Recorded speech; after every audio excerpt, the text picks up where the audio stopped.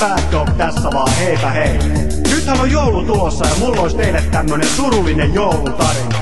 Tää tarina kertoo meidän vapahtajastamme, Kristuksesta Jeesuksestamme, tai jotain. Ja siitä, kuinka Jeesus sai burnout. Mä näin eilen Jeesuksen pyörimässä kaupassa, mitä vittua se täällä tekee, miksei oo taivaassa jakamassa armo duunamassa pelastusta. Se kyttäs vaan Karjala sixpackin alennusta 495. Se otti niitä 5, Jeesus aiko tänään lähtee viihteelle siis 2005 vuotta ilman känni, kyllä saatana muakin alkais bänni. Jeesus sanoo et se faija ei digannuu siitä, kun poika vaan löhö ja haistelee siitä, sillä Jumalalla on tunnetusti valtaa ja voima. Se ei tykännyt kun Jeesus pisti Rammsteinin soimaan, siksi se sai kenkää siitä kuolevainen tehti, eikä Jeesus enää luottanut peliin rehti. Se sano ei enää kuka armoa pyydä, myyjä sano turpa kiinni tai sulle ei myydä. Jeesusta nyt vituttaa, se ei tahdo enää pelastaa, ei kiinnosta ihmisten valitus.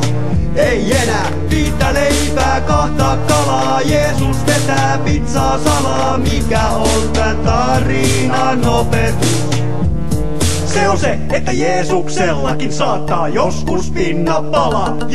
Jeesusta kyrpii, se päätti pistä haisee, se pisti toisen pilluun naisen jokaiseen ja kaikki järvet muutti pisseiksi ja viiniksi. Sen liittyen PKH veti lettinsä siiks, alkoi tikka porno, rupes vetää suoneen, tappoi kaikki ryssät ja liiti Ruotsi Suomeen. Muotti viina ja spattun ilmaiseksi ja pisti 10 tonnin liksa pakolliseksi. Koko hallitus vietiin kaasutettavaksi, ainoaks viralliseksi ruokapaikaksi nimettiin raksi. Ainut kulkuneuvot oli limusiini tai taksi ja duunipäivin kuukaudessa sai olla 2. Heitti kaikki somalit ja mustalaiset vittu, oma naama pisti keskelle Suomen lippuun. Lakkautettiin palokunta myöskin, poliisi Jeesuksella on meneillään 30 kriisi. Jeesusta nyt vituttaa, se ei tahdo enää pelastaa, ei kiinnosta ihmisten valitus.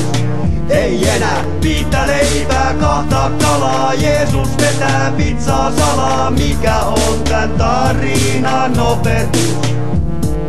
Jeesusta nyt vituttaa, se ei tahdo enää pelastaa, ei kiinnosta ihmisten valitus. Ei enää 5 leipää, 2 kalaa, Jeesus vetää pizzaa salaa, mikä on tän tarinan opetus?